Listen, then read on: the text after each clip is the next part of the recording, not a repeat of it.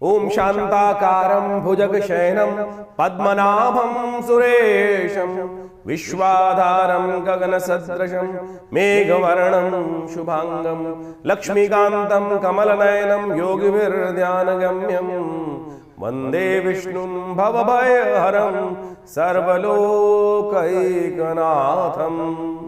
नमस्कार, स्वागत है आपका आचार्य वाणी में। मैं आचार्य डॉक्टर विक्रमादित्य आपके साथ हूँ। आज का विषय हम जो अब बताने जा रहे हैं वो है कर्क राशि वालों के लिए मार्च के आरंभ काल में ग्रहों ने क्या क्या किस किस प्रकार की योजना आपके लिए बना रखी है और उन योजनाओं को आपको अपने लाभ के लिए कैसे समझना है, कैसे उनसे लाभ लेने का प्रयास करना है।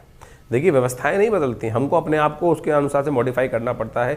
यही ज्योतिष का चमत्कार है कि ग्रह गणनाओं को समझकर हम अपनी परिस्थिति को बदलने का प्रयास करें। अब ये मान के चलें कि इधर से रास्ता बनना है तो इधर पहुंच जाएं, और उधर से गिरना है तो उधर से मिलना है तो उधर मिल जाए, पहुंच जाएं। तो यही स्थिति है कि अपनी परिस्थिति को परिवर्तन करने का हम प्रयास करें। अपनी स्थिति को परिवर्तित करेंगे तो वो जो आकाश मंडल से ग्रहों का प्रभाव उत्पन्न हो रहा है उसकी किरणों से हमें लाभ ही लाभ मिलेगा। अज्ञानता से क्या होता है कि भुस में लट मारे जाओ, कभी मिलेगा कभी नहीं मिलेगा, कभी लगेगा कभी नहीं लगेगा। तो हम प्रत्यक्ष रूप से ग्रहों की गणना को परिवर्तन करते हुए आपको ये बता रहे हैं कौन सा समय आपके लिए अच्छा है, आगे बढ़ने का है, कौन सा समय बैकफुट पे जाने का है। तो समझ लीजिए। तो कर्क राशि चंद्रमा प्रधान राशि वालों के लिए ग्रह बहुत जल्दी जल्दी परिवर्तन की तरफ जा रहे हैं। इस वक्त आपकी राशि के दृष्टिकोण समझ लीजिए, ग्रहण भी पड़ने वाला है और होली भी आ रही है, आनंद का अवसर भी आने वाला है। सबसे बड़ा जो परिवर्तन वो होने वाला है, शनि महाराज जो आपके भाग्य में बैठे हुए हैं और जिन्होंने भाग्य में बल्ब जो है वो कहीं ना कहीं बड़ी तेज तरीके से आपके लिए जो परेशानी का योग बना रखा है, धीरे धीरे चीज़ें आपके हाथ में आ ही नहीं पा रही हैं, बहुत डिले कर रही हैं, अब वो अस्त होने वाले हैं। शुक्र वहाँ उदय होकर उच्च के होने जा रहे हैं। ये आपके लिए इतना ज़बरदस्त पीरियड है कि फिर ये वर्ष में ऐसे 35-40 दिन नहीं आएंगे वापस। तो इसलिए इस वक्त इस समय लाभ उठाने का है। देख लीजिए, आपके ग्रह बड़ी विचित्र दौर से गुजर रहे हैं। बृहस्पति आपके कई जगह नुकसान करने के लिए बैठे हुए हैं। इस वक्त केवल शुक्र आपकी किस्मत को जगाने के लिए तैयार होकर आ गए हैं। शनि महाराज उसमें कहीं ना कहीं सहायता प्रदान करने वाले हैं। तो आप समझ लीजिए कहाँ से आपको, किस दिशा से आपको लाभ होने की, कब होने वाले हैं योग, और कैसे कैसे स्थितियों को आपको आगे बढ़ने के लिए बनाना है। ये समझ लेंगे तो बिल्कुल भगवान की कृपा से लाभ ही लाभ आपको प्राप्त होने के योग बनने वाले हैं। ग्रहण से बहुत लोग घबरा रहे हैं। ग्रहण आमतौर पर बोला जाता है नेगेटिव प्रभाव है।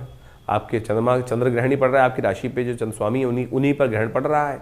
तो आप क्या करें, चंद्र ग्रहण के समय क्या कुछ आपके लिए चिंता ना करें, आपके लिए ग्रहण लाभदायक सिद्ध हो सकता है।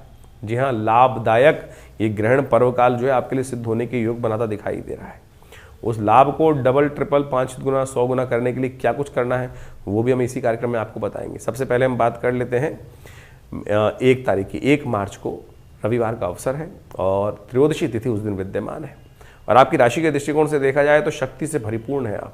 बिल्कुल आपके विचार ऐसे चल रहे हैं कि बहुत सब कुछ करने का सक्षम मादा आप रखते हैं। तो आप आगे बढ़ने का प्रयास करो। सबसे बड़ा परिवर्तन होने जा रहा है कि शुक्र महाराज अपनी ऐसी राशि में जा रहे हैं जहां वो उच्च के हो जाएंगे, ताकत में आ जाएंगे, शनि के साथ विराजमान हो जाएंगे। और ये बहुत ज़बरदस्त चमक आपके भाग्य में उत्पन्न करने के योग बहुत बढ़िया से बना रहे हैं।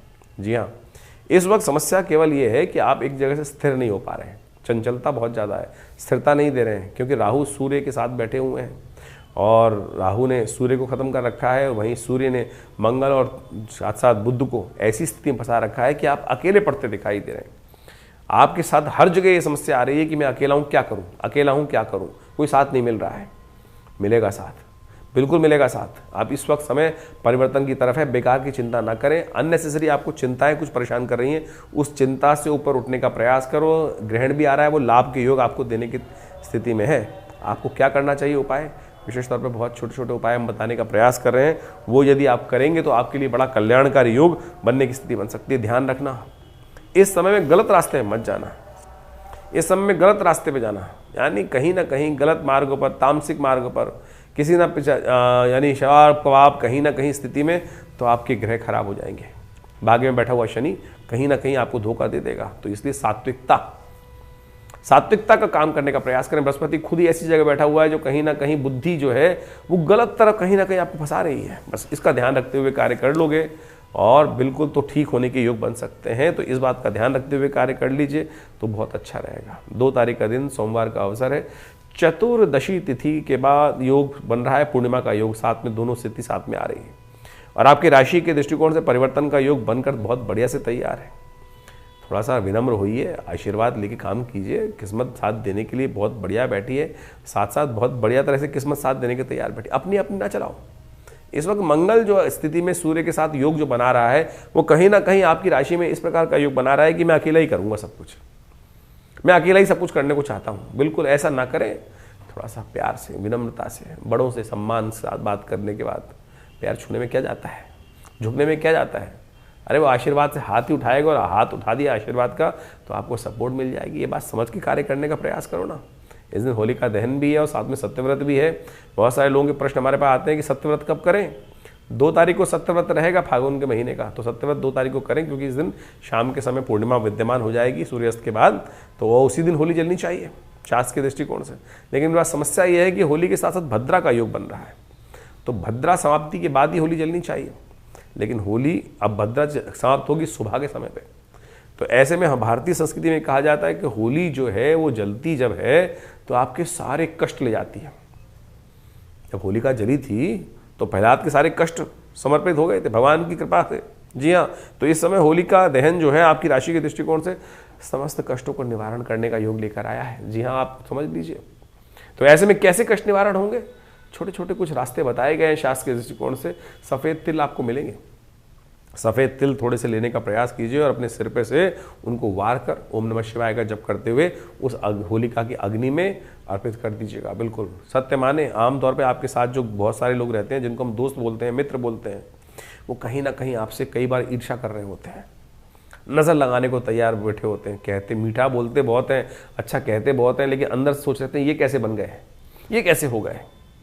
ऐसी ऐसी स्थिति होती है कि लोग नए कपड़े पहनकर आए और नज़र लगी, अरे अरे बहुत अच्छा है, और चिर देने वो कपड़े समाप्त, गाड़ी नहीं आई, अरे बेटा बहुत अच्छी गाड़ी ले आए अब तो तुम तो, और लगी ठकाक से गई गाड़ी। ये नज़र सत्य मान लीजिए बिल्कुल होती है, बड़े बड़े पहलवान तक खत्म कर देती है। और इसके ऊपर साइंटिफिकली बहुत ज़बरदस्त एक्सपेरिमेंट भी है कि जब नज़र लगती है तो कैसे साइंटिफिकली मॉडर्न साइंस के थ्रू भी इसको प्रूव किया जा सकता है। हमने बहुत दिन पहले कार्यक्रम में कहा था, उस विजन को भी आपके समक्ष रखा था। तो आप समझें कि ये सारे के सारे विज्ञान तथाकथित तौर पर बिल्कुल बिल्कुल सत्य है। ऋषि मुनि कहीं कपोल कल्पित बातें नहीं करते थे, आप उनको समझकर कार्य करने का प्रयास करें। छोटा सा उपाय बताया आपकी राशि के दृष्टिकोण से, समझ लीजिए। होलिका का दिन इतना चमत्कारी है, इसमें छोटा सा उपाय जो आपको बताया आपकी राशि के दृष्टिकोण से, सफ़ेद तिल लेकर अपने सिर पे से वार कर और उसको इस प्रकार से घुमाएं क्लॉकवाइज, और फिर उस अग्नि में ओम नमः शिवाय कह के समर्पित कर दीजिए। रात को उठ ना पाएँ तो कोई बात नहीं, जब शाम को जब दिखाई दे होली जहाँ पर वहीं डाल दीजिएगा। रात सुबह जब जलेगी होली तो उसमें समाप्त हो जाएगा। इस बात का ध्यान रखते हुए कार्य करेंगे तो बहुत अच्छा रहेगा आपके लिए। भारतीय संस्कृति में होलिका दहन एक अद्भुत योग शास्त्र में लेके आते हैं। इसका काल बहुत ज़बरदस्त तरीके से शास्त्र में गणित किया जाता है कि कब जलाई जाए होली, क्योंकि होली का एक ऐसा पर्व है कि शास्त्र के दृष्टिकोण से यदि ये होली को हम सही रूप से कर लें तो हमारे लिए ये अद्भुत शुभ योग बना देते हैं, और कहीं इसको अशुभ किया तो बहुत सारे कष्ट जीवन में उत्पन्न करने के योग बना देते हैं। तो होलिका दहन इस बार थोड़ी संशय ग्रसित है। बहुत सारे लोगों ने इसके ऊपर अनेक प्रभाव उपस्थित करने का प्रयास किया है। होली है क्या, पहले तो ये समझें। शास्त्र में कहा जाता है कि भक्त प्रहलाद जो भक्त भगवान के परम भक्त थे और हिरण्यकश्यप के पुत्र थे, तो हिरण्यकश्यप जो अपने आप को स्वयं परमात्मा घोषित कर चुके थे, भगवान विष्णु के विरोधी बन गए थे। कहा जाता है कि विरोधी परमात्मा तो हमेशा कल्याण का मार्ग ही बताते हैं। तो सोचो उस ऐसे दुष्ट के यहाँ भक्त प्रहलाद पैदा हुए, और प्रहलाद जी ने भगवान की अनन्य श्रद्धा के साथ पूरी बाल्यकाल से ही उनकी सुंदर रूप से साधना करी, और साधना करने के बाद घर में ही पिता का विरोध नहीं था, सद्बुद्धि देने का कार्य था। ये परमात्मा के लिए तो सब परमात्मा की संतान ही है। कई बार कोई बच्चा विमुख हो जाता है तो क्या पिता उससे विमुख हो जाते हैं? उसका उद्धार करना ही कहीं ना कहीं परमात्मा का लक्ष्य है। तो उन्होंने देव कृपा से उन्होंने उनके घर में ही, परमात्मा की कृपा से उनके घर में ही भक्त प्रहलाद उपस्थित हुआ। तो कहा जाता है भक्त प्रहलाद बाल्यकाल से ही भगवान की श्रद्धा करते थे। घटना बहुत बड़ी है, और अनेक बार पिता के साथ उनका विवाद भी हुआ। तो ऐसे में कई बार महाराज थे हिरण्यकश्यप, उन्होंने कई बार पुत्र को क्रोध में आकर मृत्यु दंड देने का प्रयास किया। एक दिन होलिका वहाँ उपस्थित होती है, और अनेक का कार्य करने के बावजूद भी परमात्मा की कृपा से वो हर बार बच के आ जाते थे। कहा जाता है होलिका जो थी, उन्होंने अपने पिता भाई के समक्ष जाके कहा कि मुझे अग्नि की साक्षात सिद्धि प्राप्त है, मंत्र सिद्धि प्राप्त है, और यदि मैं इसको लेकर अग्नि में बैठ जाती हूँ, मैं तो जलूंगी नहीं, ये जल जाएगा।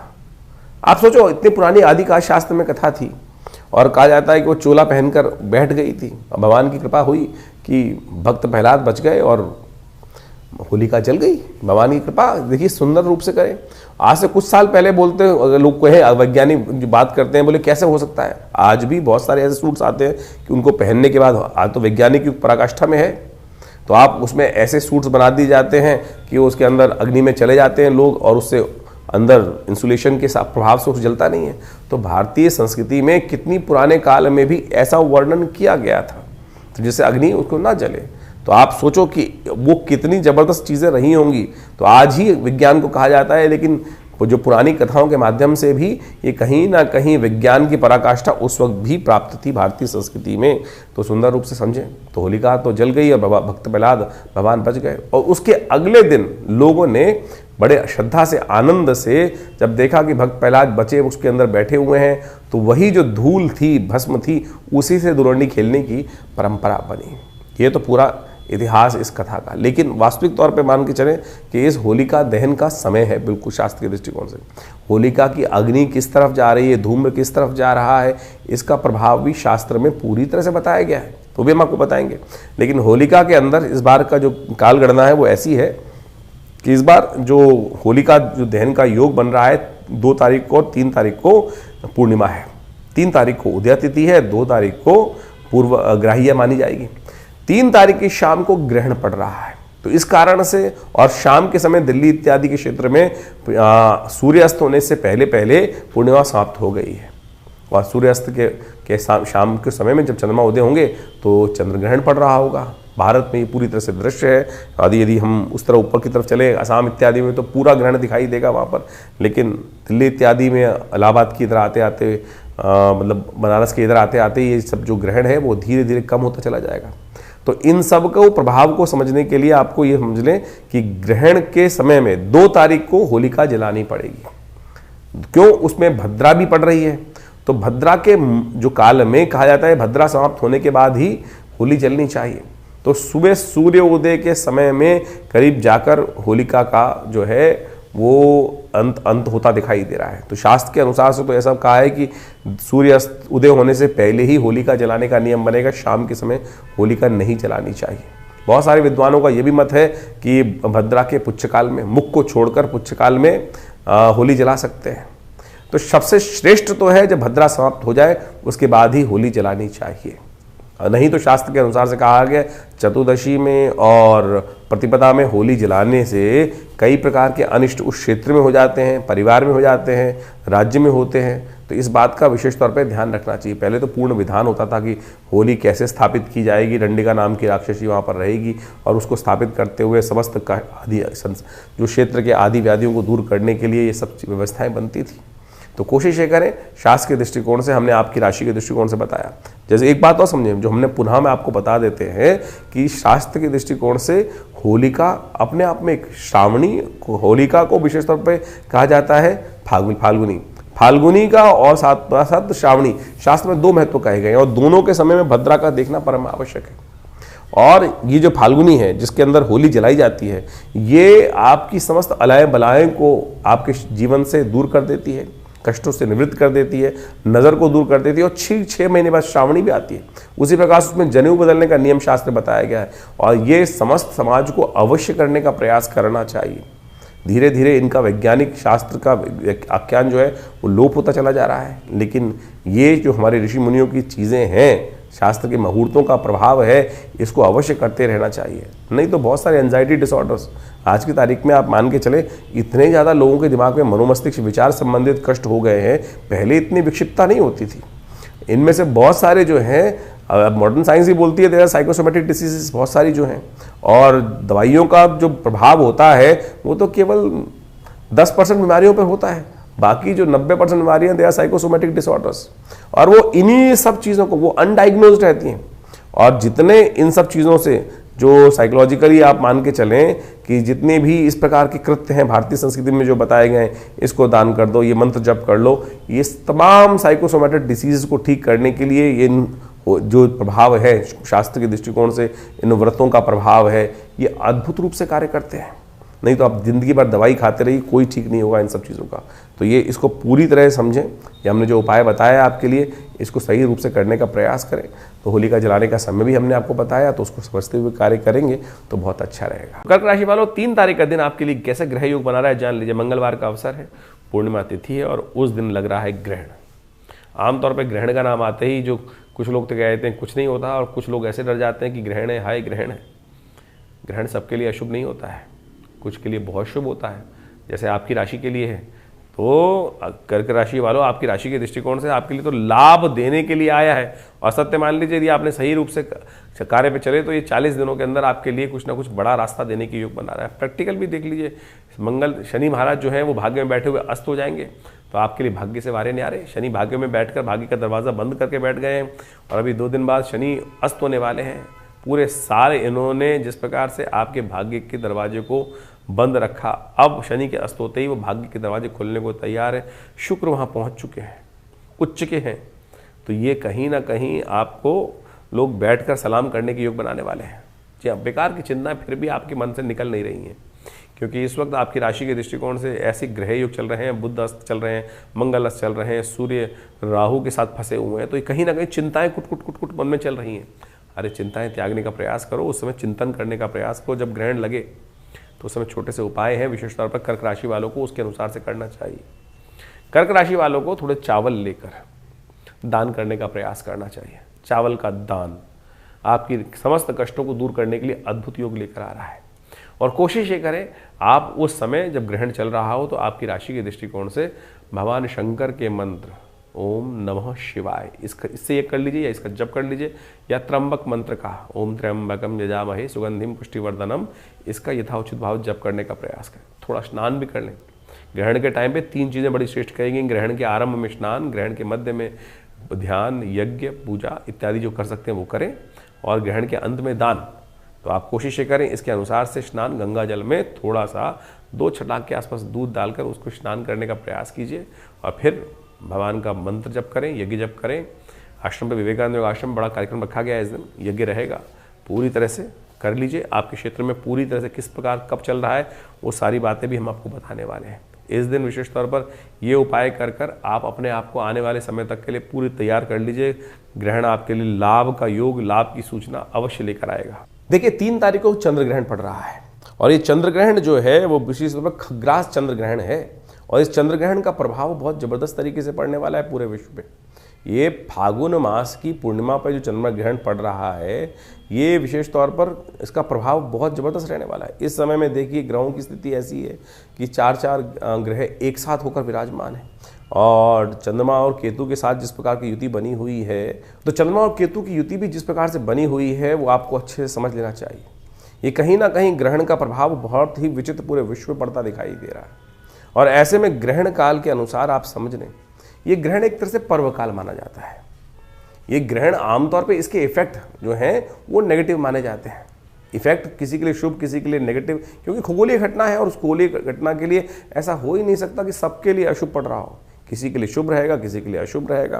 तो आपकी राशि के दृष्टिकोण से उस प्रभाव को आपने समझ लिया है, लेकिन आप ये समझें इस ग्रहण काल को भारतीय संस्कृति में कहीं बहुत सारे लोग डराने की बात सोच लेते हैं कि नेगेटिव नहीं है। ये ग्रहण का प्रभाव जो है उसको पर्व काल के तौर पे जाना जाता है। अब ग्रहण जहां पड़ रहा होगा, जहां दृश्य होगा, वहीं उसका प्रभाव होगा। वैसे ये ग्रहण का जो आरंभ काल है वो विशेष तौर पे समझ लें, चंद्र ग्रहण का आरंभ काल जो हो रहा है वो हो रहा है करीब करीब भारतीय स्टैंडर्ड टाइम के अनुसार से माने दोपहर को 3:20 पर ये ग्रहण लगेगा, और ये करीब करीब चलेगा 6:47 तक। अब हर क्षेत्र के अंदर ये अलग अलग समय पर ग्रहण लगता दिखाई दे रहा है। यदि भारत के दृष्टिकोण से यदि हम देखें तो इस ग्रहण का अलग अलग काल है। जैसे दिल्ली के अंदर ये ग्रहण बहुत थोड़ी अवधि के लिए लगता दिखाई दे रहा है। दिल्ली में ये जो ग्रहण लगेगा वो आरंभ होगा करीब करीब, वैसे तो जैसे हमने टाइम बताया आपको 3:20 पे तो भारत में पड़ना शुरू, उससे पहले शुरू हो जाएगा, पृथ्वी पड़ना शुरू हो जाएगा। लेकिन दिल्ली के अंदर जो चंद्र उदय हो रहा है, ग्रस्त उदय हो रहा है चंद्रमा, उसी टाइम से उसका प्रभाव माना जाएगा।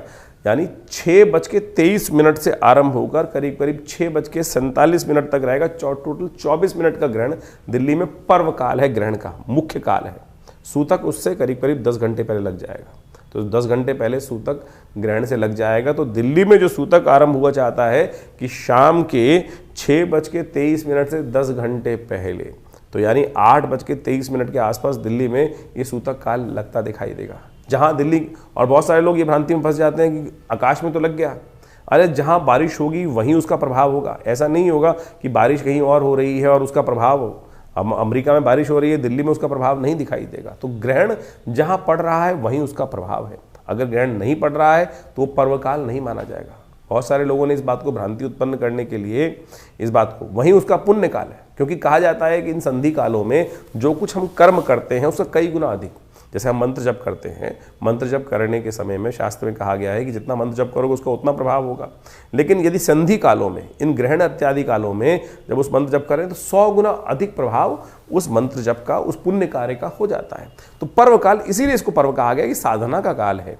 साधना करोगे, मंत्र जप करोगे, कष्टों को दूर करने के लिए जो कुछ भी उपाय करोगे, अच्छा करोगे तो उसका 100 गुना अधिक प्रभाव, खराब करोगे, अशुभ कर्म करोगे तो उसका भी अत्यधिक नेगेटिव प्रभाव पड़ता है। आप समझें कि संधि काल हमारे यहाँ जितने भी हैं, चाहे संध्या काल है, प्रदोष काल, शाम का समय संध्या काल, सुबह का सूर्योदय का काल, शाम का सूर्यास्त का काल जो संध्या काल बोला जाता है, प्रदोष संध्या का काल, ये सब के सब, ये ग्रहण इत्यादि काल, पूर्णिमा, अमावस्या, ये सब संधि काल के अंतर्गत माने गए हैं। और ये कार्य जो है, कहा जाता है कि इन कालों के अंदर विशेष तौर पर शुभ कर्म करने का प्रयास करना चाहिए, अशुभ कर्म नहीं करना चाहिए। अशुभ कर्म करते हैं तो उसका प्रभाव शास्त्र के अंदर बड़ा नेगेटिव बताया गया है। बहुत दिन पहले मैं टीवी पे डिबेट पे था, किसी व्यक्ति ने कहा कि आप कहते हैं ग्रहण काल में कुछ शुभ कार्य करना चाहिए, और उस व्यक्ति ने ऐसा प्रश्न किया कि बोला ग्रहण काल में जो है उस खुराफाती व्यक्ति होगा। उसने, मुझे बहुत साल पहले की बात है, शायद 20 से 25 साल पहले की बात होगी, उसने टीवी पर हमसे प्रश्न किया कि हम ग्रहण काल में कामरत क्रियाएं क्यों नहीं कर सकते हैं। मैंने कहा आपने प्रश्न किया है, शास्त्र में आपसे पहले बहुत सारे लोग कर भी चुके हैं, आप तो प्रश्न आज कर रहे हो। रावण की उत्पत्ति, रावण क्यों बना? क्योंकि उसकी उत्पत्ति ही गलत हुई थी कि किसी के साथ जिस प्रकार से जबरदस्ती उन्होंने ऋषि के साथ संबंध, उस समय ऋषि ने मना किया कि ये संबंध बनाने के लिए काल ठीक नहीं है, संधि काल है, ये संध्या का काल है इस समय में। लेकिन उस समय कामरत कहा जाता है कि ऋषि को किया उन्होंने जब किसी ने, और उसी के कारण से रावण की उत्पत्ति हुई। तो इस बात को अच्छे से समझें कि आप जो खुराफात मन में, दिमाग नेगेटिव बात लोगों के मन में उठती है, उससे पहले भारतीय संस्कृति में उन समस्त चीज़ों को शोध करके उत्पन्न कर दिया गया है, चीज़ें कर दी गई हैं। इसीलिए इसको पर्वकाल माना गया कि आध्यात्मिक कार्य करने का प्रयास करना चाहिए। आज बहुत सारे लोग नहीं मानते हैं, और ऐसा समझें कि इसके अंदर परम वैज्ञानिक उसके विश्लेषण भी शास्त्र के अंदर उपस्थित हैं।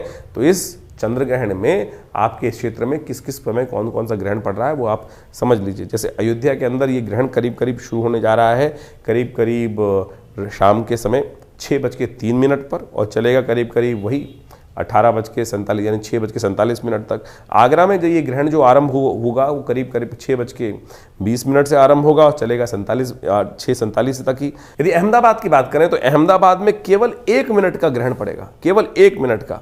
गुजरात के अहमदाबाद में केवल 1 मिनट का ग्रहण दिखाई देने वाला है। ये बहुत आंशिक ग्रहण होगा, करीब करीब 6:46 से शुरू होगा और 6:47 पे खत्म हो जाएगा। वहीं अमृतसर की बात करें तो करीब करीब ये ग्रहण जो आरंभ हो रहा है वो 6:32 से आरंभ हो रहा है, 6:47 पे खत्म हो रहा है। वहीं चंडीगढ़ की बात करें तो करीब करीब 6:25 से ग्रहण आरंभ होकर करीब करीब 6:47 पे खत्म होगा।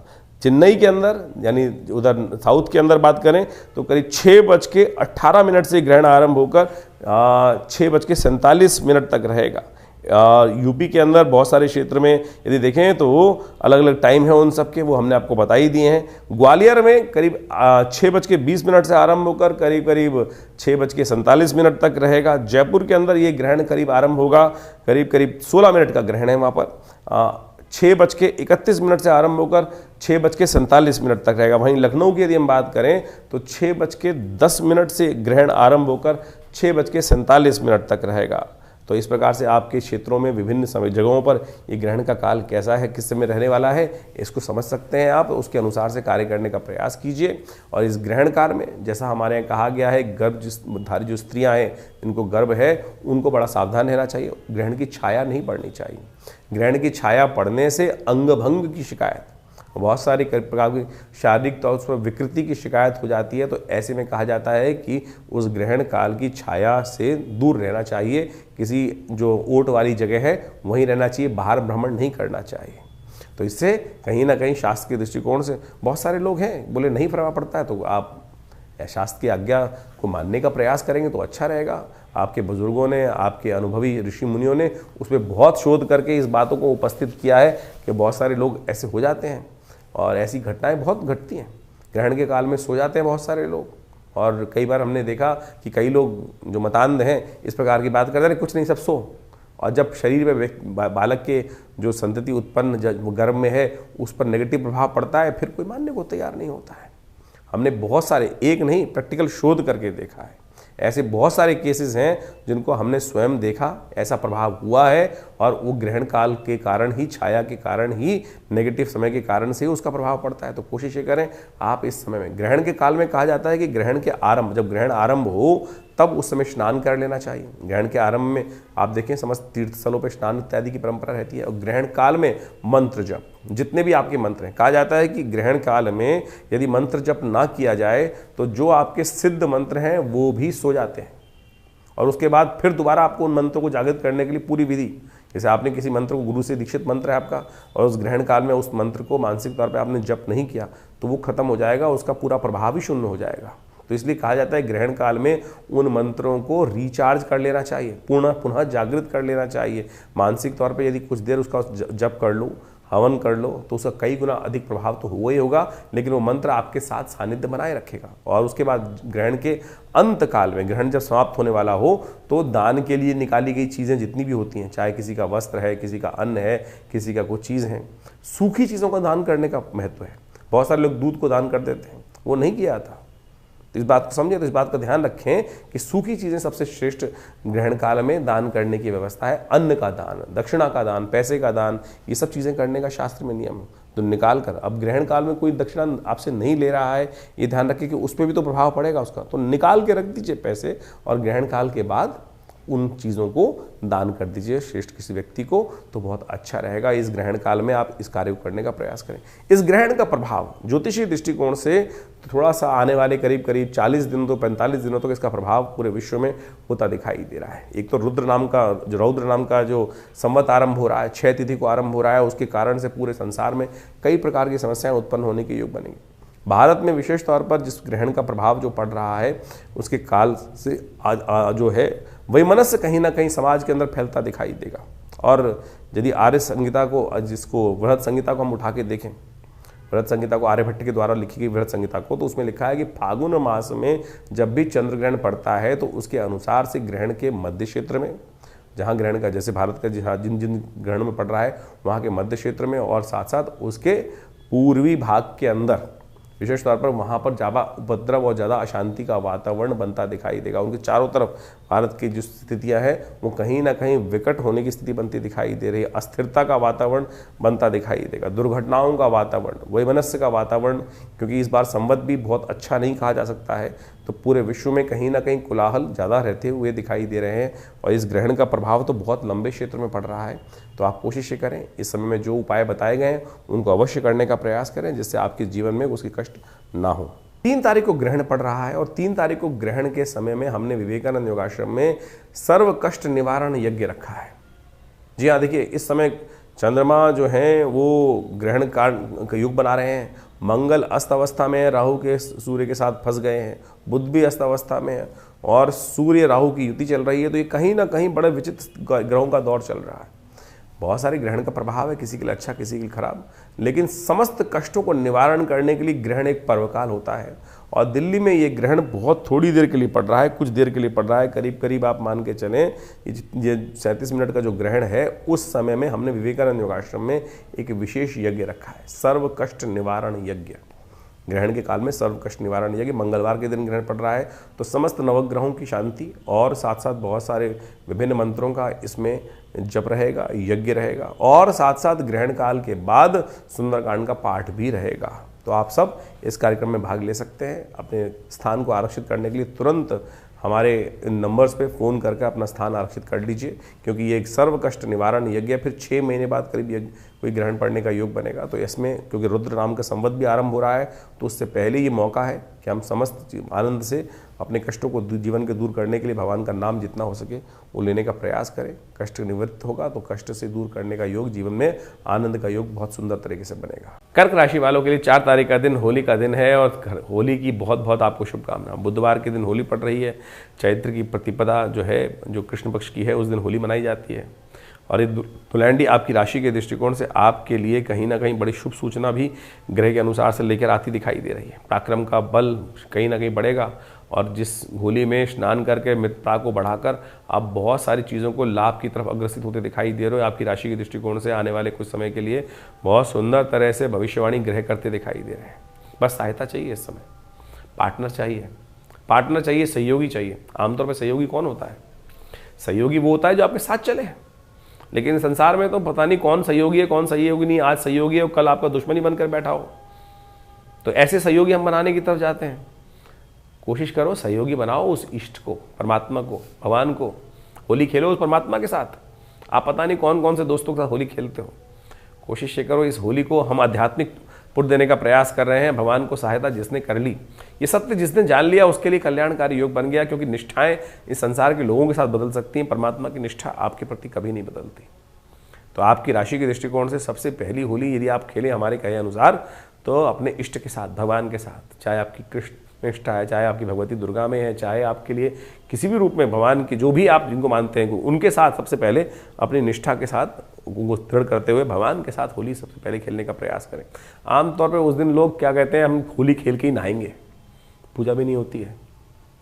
स्थिति तो ऐसी बन जाती है, दरिद्रता तो खुद चढ़ा के रखते हैं लोग, सांसारिक चक्र में फंसे रहते हैं। कोशिश ये करें आपकी राशि के दृष्टिकोण से सबसे बढ़िया काम आपको करना चाहिए, थोड़ा दूध लीजिए और भगवान शंकर का अभिषेक की दूध से थोड़ा अभिषेक करने का प्रयास करें। वही दूध जो चरणामृत भगवान के चरणों से निकले उसको उठा के अपने ऊपर छिड़क लीजिए। इतना ही से तो काम है, फिर खेली जो खेलना है। ये कृत्य अवश्य कीजिएगा, देखिएगा भगवान के प्रति आपका ये समर्पण आपके लिए कल्याणकारी योग बहुत सुंदर रूप से बनाएगा। करना कुछ नहीं, हींग लगे न फिटकर रंग चौका होगा। शास्त्र के दृष्टिकोण से परिवर्तन का योग बनेगा। शुक्र इस दिन परिवर्तन कर रहे हैं, शनि के नक्षत्र में प्रवेश कर रहे हैं और ये आपके भाग्य को जगाने के लिए बहुत जबरदस्त तरीके से स्थिति में परिवर्तन करने का योग बना रहे हैं। तो बड़ा सुंदर योग आपकी राशि में इस वक्त ग्रहों ने बनाकर तैयार कर दिया है। बस आपको उस पर चलने का प्रयास करना है, अपने आप को अकेला नहीं मानना है। आंख बंद करके देखो, सहायता दिखनी शुरू हो जाएगी। बेकार की चिंता अभी भी लगातार आपके मन में चल रही है, उस चिंता को त्याग दो और आप ज्योतिष पर विश्वास रखो। ग्रह आपकी सपोर्ट करने को तैयार है। शनि अस्त होने जा रहे हैं बस, और वो आपके बड़े कल्याणकारी रहेंगे। चैत्र मास की प्रतिपदा, कृष्ण पक्ष की प्रतिपदा के दिन होली मनाई जाती है, खेलने वाली होली, रंग जिसको कहा जाता है। आज रंग है, तो वास्तविक तौर पर इस दिन होली रंग के रूप में मनाई जाती है। कारण क्या था? भक्त प्रहलाद बच गए थे, होलिका जल गई थी।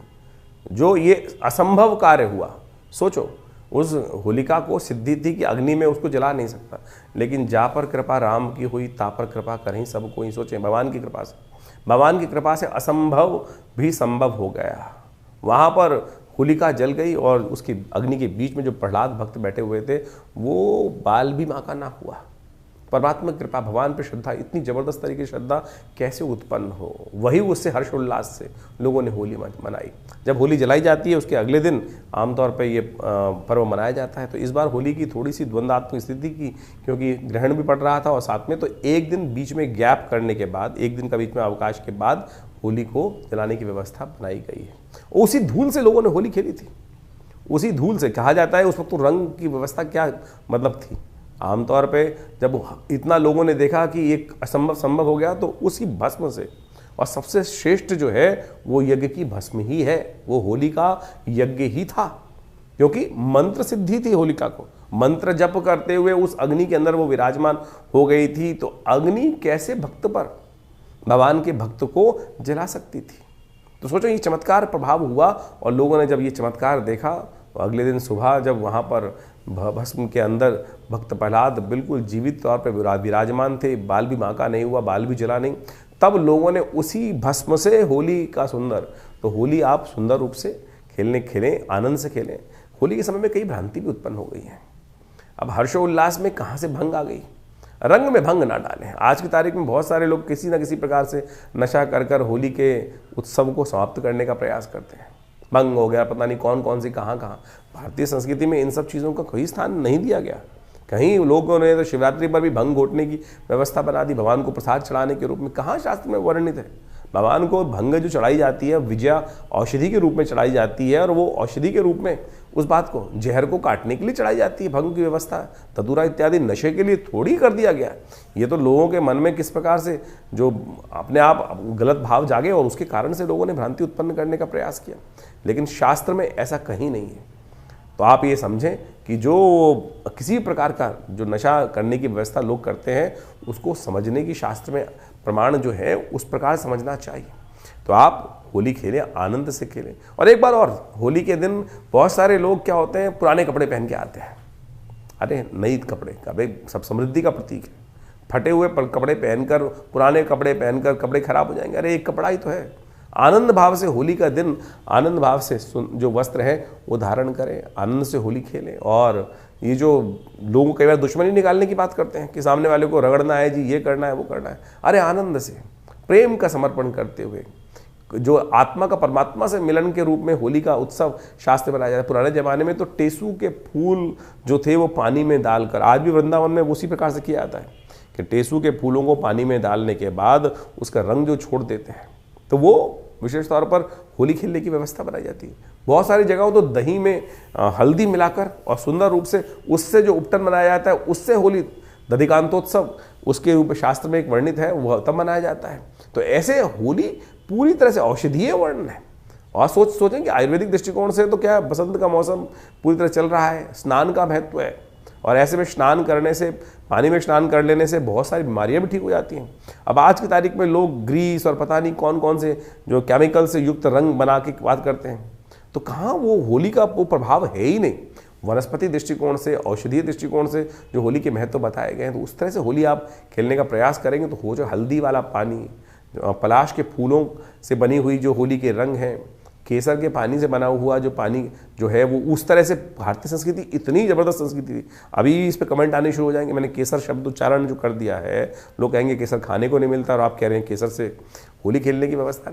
हमने पूरा वर्णन आपके समक्ष किया कि हमारा देश कोई भिखारियों का देश नहीं था, सोने की चिड़िया ये देश था। तो यहाँ जो व्यवस्थाएँ बनाई गई हैं आनंद के लिए पर्व थे, लेकिन आनंद में रंग में भंग किस प्रकार से कुछ गलत मानसिकता के लोगों ने किस प्रकार से उत्पन्न किया है, उसको उस तरह से हम सब समझें। चंदन के पानी से, चंदन के द्वारा, इतने सुंदर सुंदर चीज़ें भारतीय संस्कृति में विद्यमान हैं, उन सब के द्वारा। और आज की तारीख में तो पता नहीं लोग नशे में करके और कहाँ कहाँ क्या क्या स्थिति कर देते हैं, कोई नाली में पड़ा है कुछ।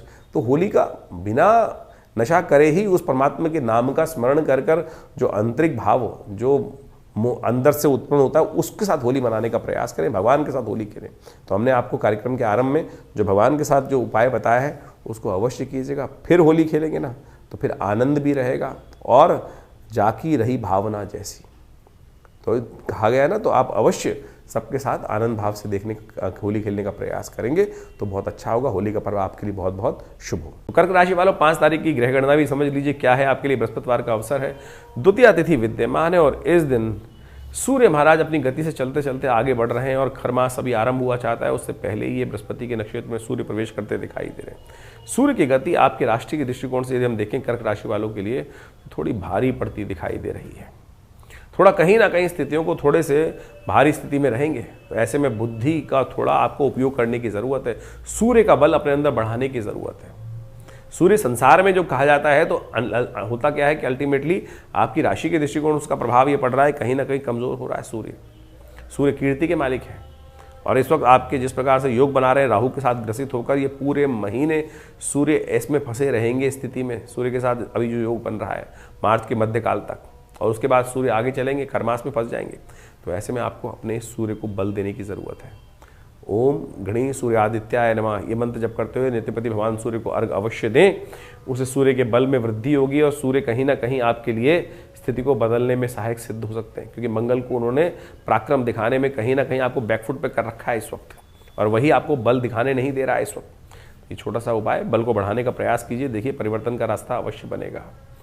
6 तारीख शुक्रवार के दिन तृतीया तिथि विद्यमान है और उस दिन आपकी राशि में कीर्ति योग बनकर तैयार हो रहा है, जो आपको विजय का शंखनाद उत्पन्न करने के रास्ते पर डालता दिखाई दे रहा है। बिल्कुल बहुत सुंदर योग आपकी राशि में बनता दिखाई दे रहा है, लेकिन ध्यान रखना भद्रा है इस दिन, तो नए कार्यों की तरफ करने से थोड़ा सा रुकना है, विचार करना है। ये दिन विचार करने का दिन है, अपने समय का सदुपयोग करने का दिन है। आमतौर पर ये सोच के कार्य करने के दिन है कि कौन मेरा है कौन पराया है। यहाँ कई बार क्या होता है कि इन दिनों आपकी राशि में दृष्टिकोण से ऐसा चल रहा है कि आप किसी पर भी विश्वास कर रहे हैं, कोई भी आपके सामने मीठी मीठी बातें आकर कर रहा है, वो कहीं ना कहीं आप उसमें फंस जाते हैं, कमिटमेंट कर देते हैं और वो आपको फिर बेकार के चक्करों में घुमाता रहेगा। ऐसे योग आपकी राशि में बनकर तैयार हो रहे हैं, तो कम से कम धीरे से समझते हुए कार्य करने का प्रयास करें। इस दिन कार्य करने का नहीं, समझने का दिन है आपकी राशि के दृष्टिकोण से। चतुर्थी है, चतुर्थी का व्रत करें। विघ्नहर्ता गणेश जो हैं सबसे बुद्धिमान देवता माने जाते हैं, प्रथम सबसे पूज्य हैं। क्या हुआ, विवाह के समय में भगवान गणेश वहाँ बैठे हुए थे और दोनों के मन में विचार आया पुत्रों के, भगवान शंकर के साक्षात बोलते हैं विवाह कर दीजिए। जल्दबाजी में क्या हुआ, भगवान ने कहा ठीक है, संसार को भ्रमण करके आओ, प्रदक्षिणा करके आओ, जो पहले आएगा। फटाफट जल्दी में कार्तिकेय भगवान तो उड़ गए, वो चल दिए, लेकिन गणेश जी ने विचार किया। विचार करने का दिन है, विचार किया और पहले कार्य करा लिया, प्रथम पूज्य हो गए।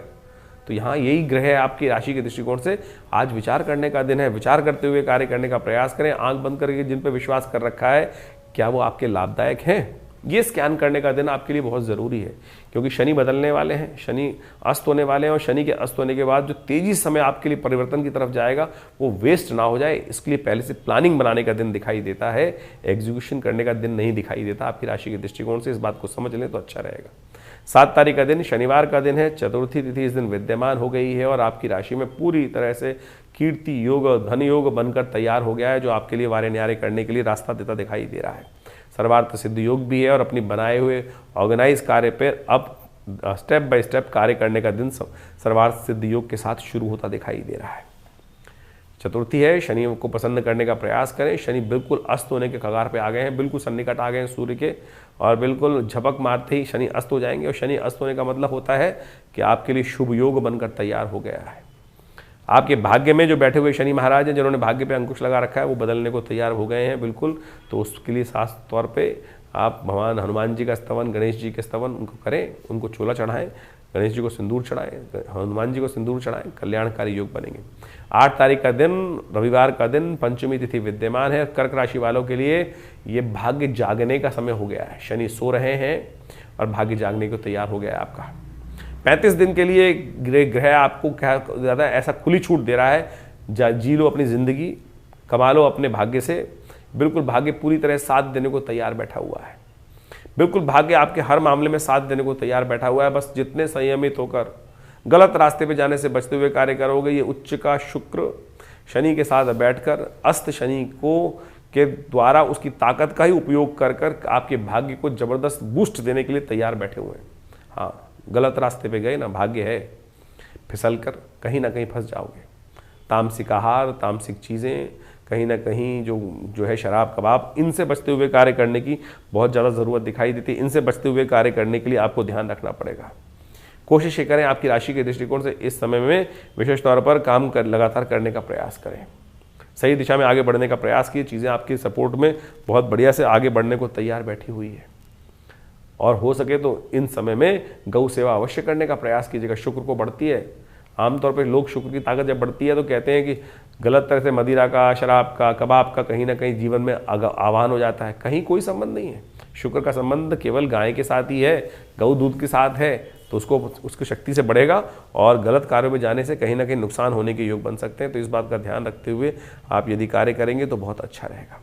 थोड़ा शहद लेकर नित्यपति भगवान शंकर का अभिषेक करने का प्रयास करिए, भगवान को अर्पित करने का प्रयास करें। शहद का दान करना भी आपकी राशि के दृष्टिकोण से परम अनुकूल आपके लिए सिद्ध हो सकता है। इसके साथ साथ क्योंकि मंगल और बुध अस्त चल रहे हैं इस वक्त, उनकी ताकत बढ़ानी पड़ेगी, क्योंकि वो राहु के साथ, सूर्य के साथ बैठकर कहीं ना कहीं फंसे हुए हैं। उनको ताकत देने की आवश्यकता है, नहीं तो बल बढ़ेगा ही नहीं आपका। देखिए, शनि तो अस्त हो गए, अब उन्होंने तो अपना प्रभाव कर दिया आपके जीवन में, जो भी जिस क्षेत्र में हमने आपको समझा है। लेकिन एक बात ध्यान रखना, बाकी सारे ग्रह भी इस वक्त शनि के अस्त होने के साथ साथ मंगल भी अस्त चल रहे हैं, सूर्य जो भी साथ में राहु के साथ फंसे हुए हैं। और इस समय बड़ी विचित्र स्थिति ये बन रही है कि जहाँ शनि चल रहे हैं उनसे 12वें भाव में ये समस्त ग्रहों की चौकड़ी लगी हुई है। शनि अस्त हैं, शुक्र उनके साथ विराजमान है, ये बहुत कहीं ना कहीं स्थिति अच्छी होने के योग बना रहे हैं। लेकिन साथ में आप मान के चलें, इनसे पीछे ही 12वें भाव में जो सूर्य जो हैं, जो बल देने वाले हैं, वो खरमास में चले जाएंगे, उनकी शक्ति वैसी कम हो जाएगी। साथ में राहु ने उनकी बहुत बुरी स्थिति कर दी है। साथ में बुध महाराज भी अस्त अवस्था है, मंगल भी अस्त अवस्था में। तो ये कहीं समय वेस्ट ना हो जाए। ऐसे में ग्रह उपचार, अब आप मान के चलें आपके शरीर में बहुत सारी चीज़ें अच्छी हो रही हैं, लेकिन साथ में कुछ नेगेटिव प्रभाव भी चल रहा है, तो कैसे मल्टीविटामिन लेने हैं आपको।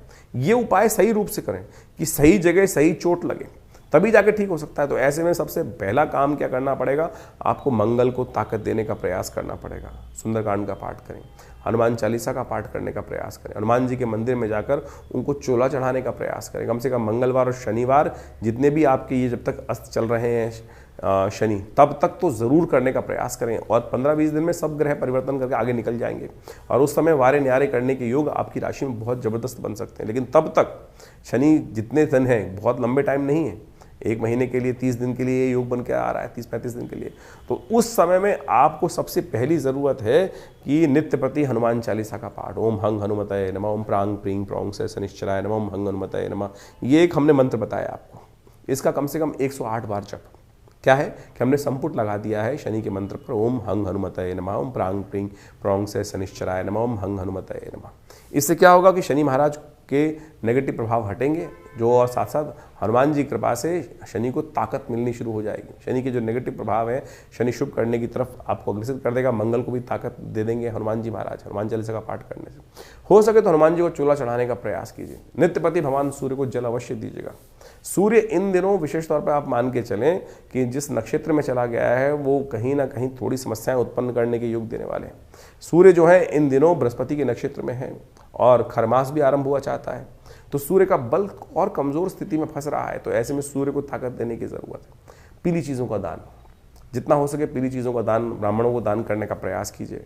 यज्ञ इत्यादि करने का प्रयास करें, गायत्री का जप नित्यपति करने का प्रयास करें। इन सब स्थितियों को लाभ लेने के लिए इन समस्त उपायों को अवश्य आप जितने करेंगे तो उतना कल्याणकारी योग आपकी राशि के दृष्टिकोण से बनता चलेगा। साथ में बुध भी अस्त चल रहे हैं और सूर्य राहु की युति चल रही है। तो ऐसे में इन समस्त ग्रहों के प्रभावों को आपको अच्छे से अपनी जन्मपत्री पे एनालाइज करने की आवश्यकता है। कहाँ कौन सी स्थिति में किन दशाओं के कारण से ये योग बनता दिखाई दे रहा है। जो कुछ उपाय हमने आपके समक्ष यहाँ उपस्थित किए हैं, इनको आप अवश्य करने का प्रयास कीजिए। चीज़ें परिवर्तन की तरफ जाएंगी और ये कहीं ना कहीं आपकी राशि के दृष्टिकोण से कहीं ना कहीं शुभ योग अवश्य बनाने की स्थिति आपके लिए उत्पन्न करने की योग बनाएंगे। कर्क राशि वालों के लिए 9 तारीख का दिन सोमवार का अवसर है। षष्ठी तिथि इस दिन विद्यमान है और ग्रहों ने परिवर्तन की चाल चली है और ये परिवर्तन आपके लिए बड़ा लाभ का योग बना रहा है। लेकिन हिम्मत थोड़ी कम हो रही है, अभी भी मन संकोच में है। अरे शनि अस्त हो चुके हैं, आपके विजय का योग बनकर तैयार हो रहा है। अब संकोच त्यागिए और कहीं ना कहीं आपको अभी भी अपने उस बाहुबल पर विश्वास नहीं हो रहा है। उसका कारण है कि चंद्रमा थोड़े कमज़ोर है, मंगल कमज़ोर स्थिति में, इसलिए आपको अपने बाहुबल पर विश्वास नहीं हो रहा है। विश्वास तो करना पड़ेगा, एक्सपेरिमेंट छोटे छोटे करके देखें, चीज़ों पर विश्वास जागेगा और फिर आप दौड़ भी लगाने का समय है तो लगा लीजिए, बिल्कुल चिंता करने की ज़रूरत नहीं है। रवि योग है, चीज़ों के लिए मुहूर्त भी बहुत अच्छा है, इस्तेमाल कर लीजिए। खरमास अभी आरंभ नहीं हुआ है तो इस मुहूर्त का इस्तेमाल करके चीज़ों को करने का प्रयास कीजिए। चीज़ें बिल्कुल फेवर में जाने की स्थिति में बन रही हैं आपके लिए। ना यात्रा से घबराएं, ना कहीं जाने से घबराएं, कदम आगे बढ़ाने के लिए बिल्कुल सही समय निकलता दिखाई दे रहा है। 10 तारीख का दिन मंगलवार का दिन है, सप्तमी तिथि विद्यमान है, साथ में अष्टमी का योग बन रहा है और साथ साथ इस दिन एक परिवर्तन हो रहा है। बुध महाराज जो हैं वो राहु के और ज़्यादा साथ में जुड़ते दिखाई दे रहे हैं। अब बुध का बड़ा विचित्र योग आपकी राशि के दृष्टिकोण से बन रहा है। कहा जाता है कि बुध ऐसी स्थिति में आ गए हैं इस वक्त आपकी राशि के दृष्टिकोण से, कोई शुभ करेगा तो शुभ करने के योग बनाएंगे, कोई अशुभ करेगा तो अशुभ करने के योग बना देंगे। लेकिन बुध का राहु के साथ संयुक्त तौर पर आपको एक जगह टिककर बैठने में इस वक्त समस्याएं उत्पन्न करता दिखाई दे रहा है। तो आपको विशेष तौर पर चीज़ों को अनुसरण करने के लिए कहीं ना कहीं किसी पर विश्वास करना पड़ेगा। बुद्धि इस वक्त कहीं ना कहीं राहु के साथ में होकर साथ नहीं दे रही है, तो आपको सहयोग चाहिए गुरुजन का। कहा गया ना हनुमान चालीसा में, जय जय जय हनुमान गोसाई कृपा करहु गुरुदेव की नाही। बुद्धि अपनी साथ में आती तो गुरुदेव की बुद्धि को इस्तेमाल करना चाहिए। हनुमान जी से बड़ा गुरु कौन है इस संसार में, उनका सपोर्ट कर लेने का प्रयास कीजिए। सुंदरकांड का पाठ, हनुमान जी का पाठ करिए, कृपा होगी। तो 10 तारीख को मंगलवार का सुंदर योग बन रहा है और ऐसे में ग्रहों की स्थिति आप समझें कि सूर्य ने के साथ में मंगल और राहु, साथ में बुध विराजमान है। सूर्य ने अस्त कर रखा है मंगल को भी, सूर्य ने अस्त कर रखा है बुध को, और ऐसे में साथ साथ राहु के साथ सूर्य की युति चल रही है, वो कहीं ना कहीं जो स्थितियां हैं थोड़ी सी विकट करती दिखाई दे रही है। आगे नववर्ष भी आरंभ हुआ चाहता है, जिसमें रुद्र नाम का नव संवत आरंभ होगा। 6 तिथि पर ये वर्ष आरंभ हो रहा है। तो ऐसे में इन समस्त ग्रहों को देखिए तो इससे आने वाले समय में कुछ ना कुछ नेगेटिव प्रभाव ज़्यादा दिखाई दे रहा है। यदि सार्वभौमिक तौर पर देखा जाए, विश्व के दृष्टिकोण से देखा जाए तो 2 ग्रहण पड़ के चुके हैं और इन सब ग्रहणों का प्रभाव भी कहीं ना कहीं वैमनस्य समाज में बढ़ाता दिखाई दे रहा है। राजनीतिक तौर पर अस्थिरता उत्पन्न करने के योग बना सकते हैं। रुद्र नाम का संवत कहीं ना कहीं आने वाले समय में विप्लवकारी योग बनाता दिखाई देगा, प्रलयंकारी योग बनाता दिखाई देगा इस पूरे वर्ष के अंदर। तो देखिए विश्व युद्ध की तरफ पूरा विश्व जो है फिर दोबारा एक तरह से खड़ा होता दिखाई दे रहा है। और जिस प्रकार से अमेरिका का पूरा वर्चस्व पूरे विश्व में अपनी एक अननेसेसरी की हेगड़ी दिखाता दिखाई दे रहा है, ग्रहों का प्रभाव भी वो कहीं ना कहीं विस्फोटक योग आगे आने वाले समय में उत्पन्न करने की योग बना सकता है। तो कोशिश करें, इन सब ग्रहों का प्रभाव पूरे विश्व तो है ही है, मानस पर भी, व्यक्ति के जीवन पर भी पड़ता दिखाई दे रहा है। ये जो राहु का परिवर्तन सूर्य के साथ युति है, किसी पूरे विश्व के लिए नहीं, हर राशि में कहीं ना कहीं पड़ रहा है उसका प्रभाव। तो ऐसे में आपकी राशि के दृष्टिकोण से भी जो प्रभाव है वो हमने आपको समझाया। उन सबको ठीक कैसे किया जाए, उन सबको ठीक करने के लिए भगवान के नाम का आराधना।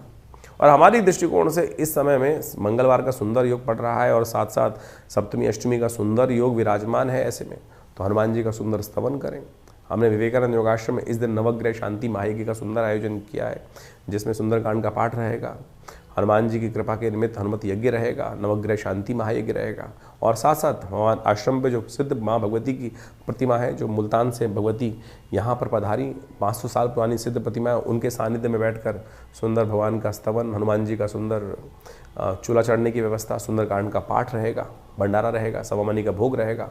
तो आप सब इस कार्यक्रम में सम्मिलित हों। शाम को 6 बजे से लेकर करीब रात्रि में 10 बजे तक ये कार्यक्रम है और यहाँ कोई फीस नहीं ली जाती। बहुत सारे लोग इस बात पे फंस जाते हैं कि आश्रम में कोई फीस बैठने के लिए, अरे कोई सब भगवान की कृपा से आप आइए, माँ भगवती के सानिध्य में दिव्य प्रतिमा आपके समक्ष दिखाई दे रही है, उनका सरदर्शन करें और माँ भगवती का दर्शन करके इस तपस्थली में, यज्ञ स्थली में, जहाँ पिछले करीब 60 सालों से नित्य 8 घंटे यज्ञ होता है, माँ भगवती की कृपा से समस्त कष्ट दूर होंगे, जीवन में कल्याण का योग बनेगा। धन्यवाद, नमस्कार। इस मार्च के आरंभ काल में इस बार कई ग्रहों का अद्भुत योगा योग बना, आपने देखा अभी, और उसके अंदर ऐसे दिव्य भी योग बने कि जिसमें छोटे छोटे उपाय कर आप अपने बहुत सारे जीवन के कष्टों को दूर कर सकते हैं। ग्रहण, चंद्र ग्रहण पड़ रहा है, अभी कुछ दिन पहले सूर्य ग्रहण पड़ा और पूरे विश्व में उसका प्रभाव देखने को मिल ही रहा है। जिस प्रकार से अशांति का वातावरण बना है और दूसरा ग्रहण चंद्र ग्रहण पड़ रहा है और ये समस्त ग्रहण जो है आने वाले कुछ दिनों में, क्योंकि अगला नव संवत भी आरंभ होने जा रहा है, रुद्र नाम का संवत है, 6 तिथि में ये वर्ष आरंभ हुआ चाहता है, नव वर्ष जो है नव संवत, तो ये कहीं ना कहीं इसका व्यापक प्रभाव पूरे विश्व में होता दिखाई दे रहा है। 6 तिथि से रुद्र नाम का संवत आरंभ होगा तो उसका प्रभाव पूरे विश्व में अशांति का वातावरण बनता दिखाई देगा। विश्व युद्ध का पूरा सामंजस्य स्थापित होकर ग्रहों ने योगा योग जिस प्रकार का बनाया है वो सामने उपस्थित है। शनि अपने पूर्ण रुद्र रूप में आने वाले हैं अभी कुछ दिन में, अभी तो अस्तावस्था में हो गए हैं। ये अस्तावस्था में होने के बाद कहीं ना कहीं कई राशियों पर उसका प्रभाव अलग अलग प्रकार का होगा। आपने अपनी राशि का प्रभाव समझा भी, तो आप कोशिश ये करें इन दिव्य दिनों में जो जो उपाय जब जब बनते हैं, चाहे वो होली पर, चाहे वो ग्रहण के टाइम पर, यदि और या शनि के अस्त होने के प्रभाव के अनुसार से आप अवश्य करने का प्रयास करें। भारतीय संस्कृति में इन समस्त गणनाओं को समझने का बहुत सुंदर जो कृत्य किया गया है, जिसके द्वारा ज्योतिष विज्ञान के माध्यम से इन ग्रह गणनाओं, काल गणनाओं को समझने का रास्ता बनाया गया है। ये वास्तविक तौर पर माने ये जीवन में चमत्कार उपस्थित करता है। ग्रह गणना योग ज्योतिष के अनुसार से एक ऐसी चीज़ है कि जिसको देश काल परिस्थिति के अनुसार से आप समझेंगे तो आपके जीवन में क्या कुछ अशुभ होने वाला है, शुभ होने वाला है, उसका पूर्व ज्ञात आपको प्राप्त हो जाता है। तो कोशिश ये करें इन समस्त गणनाओं का प्रभाव अपने जीवन में, देखिए बड़े भाग्य मानुष तन भाव, इस भाव को ध्यान रखें। बड़े भाग्य से मानुष तन प्राप्त होता है और इसमें इन सब वैज्ञानिक पद्धतियों का जो ज्योतिष विज्ञान के अनुसार से या काल गणना के अनुसार से ज्योतिष के हमारे प्राचीन आचार्य ऋषि मुनियों ने उनकी सबकी व्यवस्था भारतीय संस्कृति में उपस्थित करी, पूरे विश्व में उसको समझकर उसके लिए लाभ लिया और संसार में उसका लाभ आज भी पहुंचता है।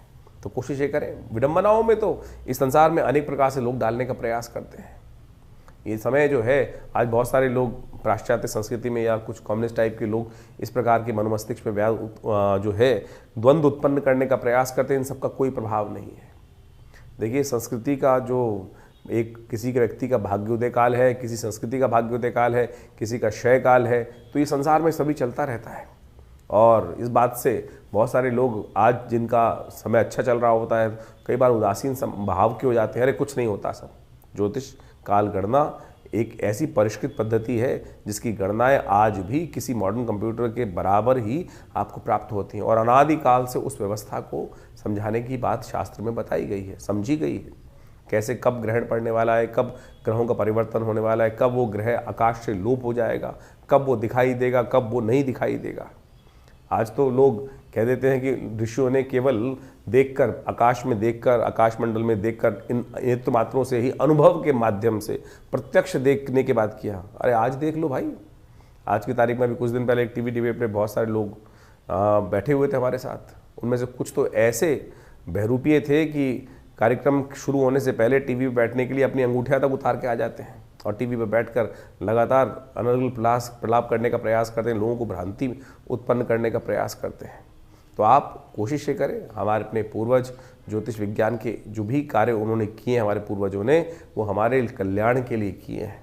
और इन सब प्रभावों को समझें, और ज्योतिष विज्ञान के माध्यम से जो हम आपके समक्ष ये उपाय उपस्थित करते हैं, ये छोटे छोटे हैं लेकिन शास्त्र वर्णित हैं, और इनको हिंग लगे ना फिट के रंग चोखा हो, ऐसा हमारा प्रयास है कि आपके जीवन में समस्त कष्ट दूर होने के योग बने। और पौराणिक ज्योतिष के अनुसार से हम इन समस्त वैदिक ज्योतिष में, पुराणिक ज्योतिष के अंतर्गत बहुत सारे जो उपाय शास्त्र में बताए गए हैं, कथाओं के माध्यम से ही बताए गए हैं, उन चीज़ों की टेस्टिमनीज बताई गई हैं, वो हम आपके समक्ष उपस्थित कर रहे हैं, बताया है। और उन ग्रंथों का नाम तक हम आपके समझ बताते हैं कि कहाँ किस प्रकार का वर्णन वो उपस्थित है। कोशिश ये करें उनको अपने जीवन में उतारें। हाँ, आपके मन में कोई प्रश्न चल रहा हो तो चिंता ना करें, ये हमारा जो व्यवस्था है आपके लिए अपनी है। आप फ़ोन नंबर्स पे अपने प्रश्नों को लिख के भेजें, व्हाट्सएप के माध्यम से भेजेंगे तो हम जरूर उनके जवाब भी जल्दी से जल्दी आप तक भेजने का प्रयास करेंगे। हाँ, थोड़ा देर जरूर लग सकती है उसमें, बहुत सारे लोगों के प्रश्न आ रहे होते हैं और उन प्रश्नों के माध्यम से हम जल्दी से जल्दी उनके उपाय आप तक भेजने का प्रयास करते हैं। और जो लोग मिलना चाहते हैं वो आश्रम पे आ सकते हैं। समय समय पर बहुत सारे कार्यक्रम आश्रम पे चलते ही हैं, और उन सब कार्यक्रम में आकर आप आश्रम पे पधारिए। दिल्ली में विवेकानंद योग आश्रम में आपके बहुत सारे प्रश्नों का निदान भी होगा, और साथ साथ माँ भगवती की कृपा से, जो भगवती का श्री विग्रह आश्रम पे विराजमान है, उनकी कृपा से आपके कष्ट भी दूर होंगे। धन्यवाद, नमस्कार।